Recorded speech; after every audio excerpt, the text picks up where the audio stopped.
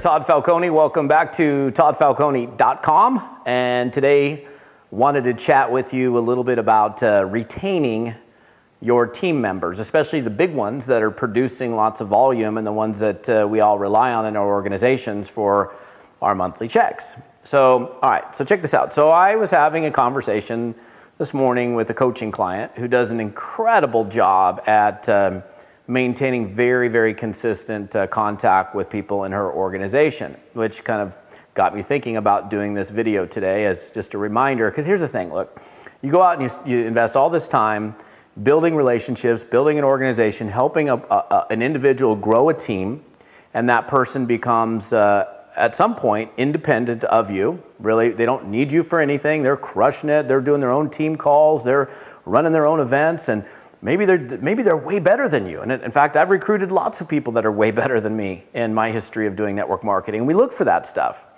And maybe you get to a point, and this is kind of the ideal point that we look for, where they become so independent that they don't really need us for anything. They don't need us for everyday three-way calls and support of any kind, in fact. And they're running their show. And typically that happens, you've got a pretty sizable group, and the income that you would derive from an organization like that would in most cases be pretty substantial. So what you don't want to do, and I've made this mistake and I've made it a couple times where I didn't, and you learn from your mistakes. So this is my mistake that you might be able to learn from, because I've done it a couple times where, because the person became so independent, didn't need me for anything, that they were just running their show, and I'm out building other legs and working with other groups that are maybe newer and not as mature and as large and independent as that particular group.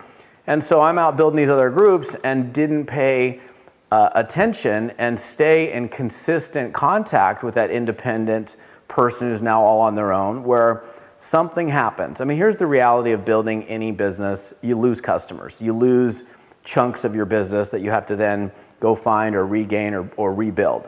And you're going to have this happen if you're a long-termer in network marketing, where you have a group of people leave and go elsewhere or leave the business altogether.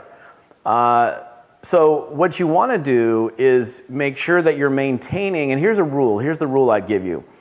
Don't let a week go by where you don't at least talk to that person at least once, okay?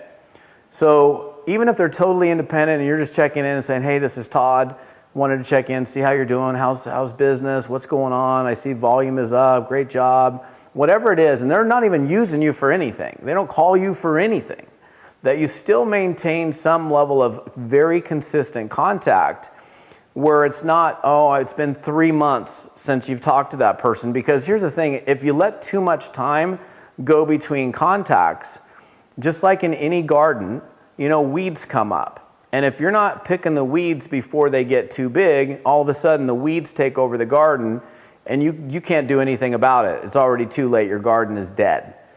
And that's the same thing in this business, that you make sure that you maintain contact in spite of how independent somebody might get. Now, I mean, it's a lesson learned for me, because on 2 separate occasions, I unfortunately didn't pay enough attention to some of these people that became very independent, and by the time I got back in contact with them, it was too late. And in both cases, I lost those organizations, and I lost a tremendous amount of money and a tremendous amount of volume, because people went elsewhere, because who knows, a weed came up and grabbed them.